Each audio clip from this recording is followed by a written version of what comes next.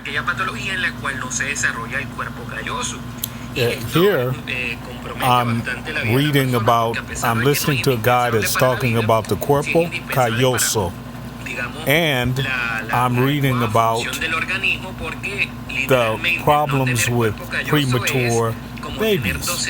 And a topic that's interesting to me and has been interesting to me my entire life because I was born after 7 months or 7.5 months and spent like a month or two in an incubator.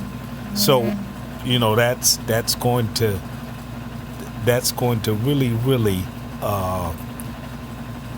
affect you throughout life, and not so much as they thought it would back in the good old days. But you know, you can get around it, but you definitely are a cold, fragile person if you didn't have tactile contact at the very start of your life. So, what does this have to do with learning Spanish? Okay. Spanish is a highly regular orthographic language. Very, very regular. English is an irregular orthographic language. So let's say that you have a child like me that was born premature. And you know by this article, and this article comes out of Sweden, you know, see, neural image of decoding and language comprehension in young, very low birth rate babies, adolescents, and indications for compensatory mechanisms. Now she's going to come down and they're going to explain this whole thing in Spanish. Decodificaciones, hay estudios que relaciones las dificultades en la decodificación con los factores de los riscos y primital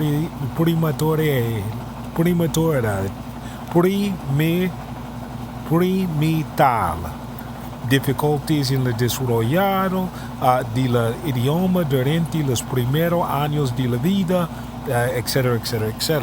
So you get the point. And so let's say, God forbid, that you have a premature child, as I was. Well, what you want to do is select a language for that child to learn. Now, I would suggest interlingual, Portuguese, and if you're naturally speaking Spanish, that would be great. And Chinese, because Chinese because it's a language that doesn't really use a be verb, and it uses juxtaposition.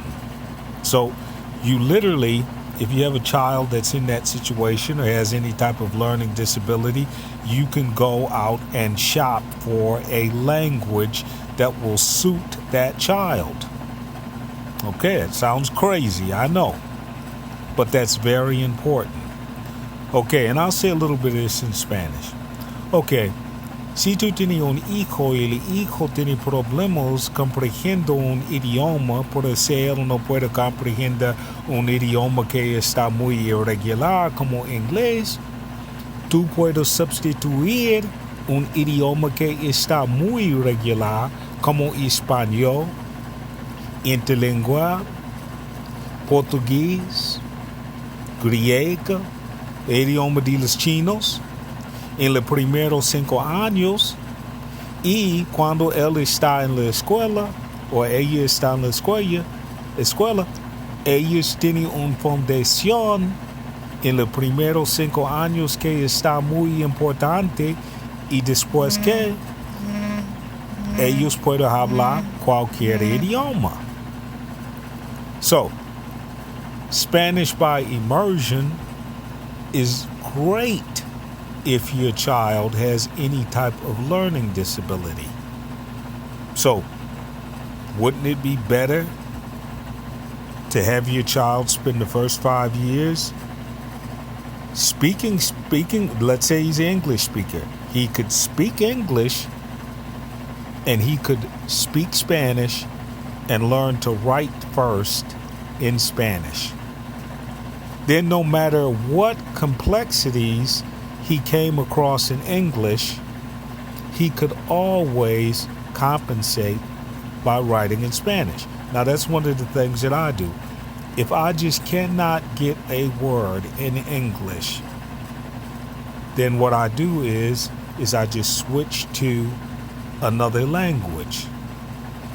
And that allows me to eventually get the word. Like, for example, the word to and two in English.